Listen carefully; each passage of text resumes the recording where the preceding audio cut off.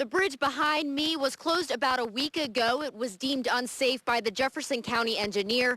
The only other way to get in and out of town has a huge hill. And now Raylan residents are concerned about how they will get around once winter is in full swing. Friday afternoon, Rocco Zucchero was found guilty of first-degree murder. The crime was committed back in February of 2013, and the victim was McKinleyville's Jason Prats. The conclusion of the trial is something that didn't come easy. There are over 500 engraved bricks dedicated to those who have served our country here at the Veterans Memorial Fountain.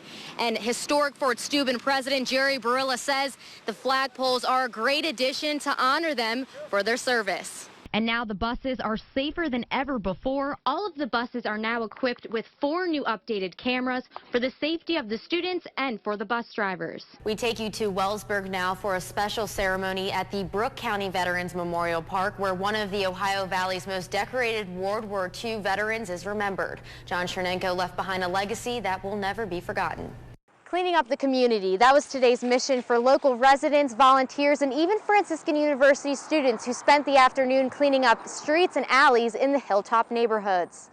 We begin with our top story out of Belmont County. A picture-perfect day for a group motorcycle ride turns deadly. News 9 is everywhere tonight. Thanks for joining us. I'm Jessica Guay. In Weirton, 2 people were arrested early this morning after police discovered meth inside their vehicle. It happened around 3 a.m. on Purdy Lane when a vehicle almost T-boned a police car, and that led to the traffic stop. The Ohio Division of Wildlife is asking for tissue samples of wild deer on a voluntary basis as a precaution after chronic wasting disease was identified in a deer at a hunting facility near Columbus. Rich, people have been casting their last-minute votes here in Wellsburg.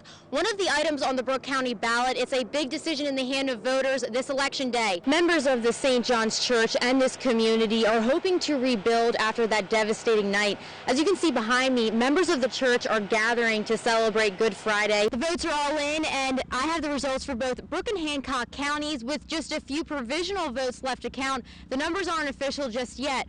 Jennifer, that slide is just down the road in Beach Bottom when mud and trees were sliding down the road last night. Officials had to shut down Route 2. The good news here, Brooke County EMA officials anticipate the road could be open sometime today. Several communities came together in Wellsville today to honor a young life that was taken too soon. I'm told 25-year-old Nick DeSaro will always be remembered for his outgoing personality and his bravery as a firefighter.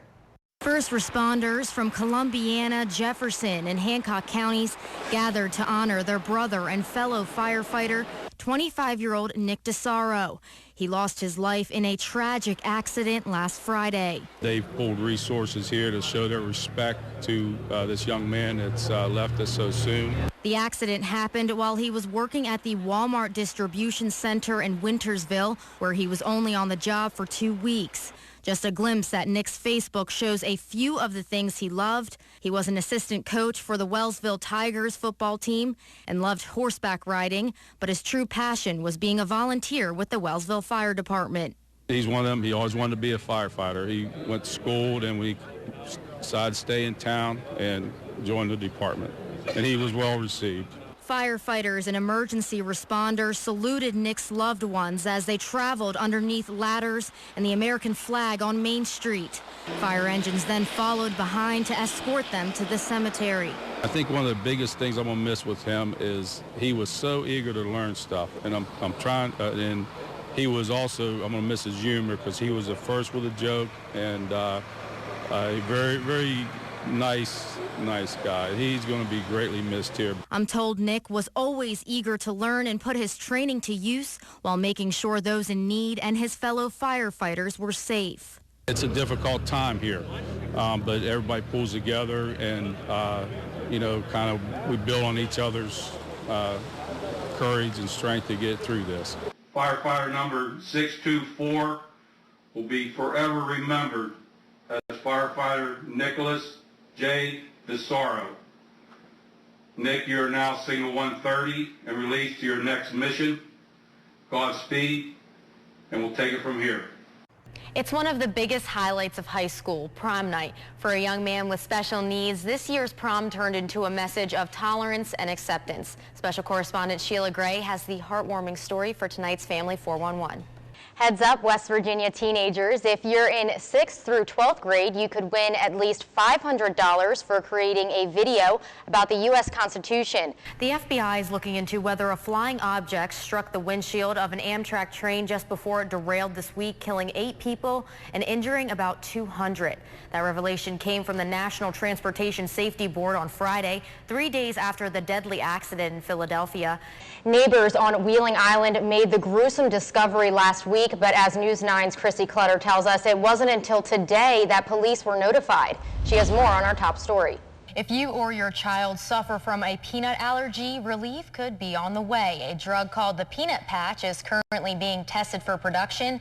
It's aimed at helping people with the allergy build a tolerance to the nut, and that has one local doctor excited about the future of his practice. It was a day of high drama on Capitol Hill as President Obama dropped in for a surprise visit to push a plan some say could lead to one of the biggest trade deals the world has ever seen. But he had to persuade his own party, and as senior political reporter Scott Thuman shows us, that didn't go as planned.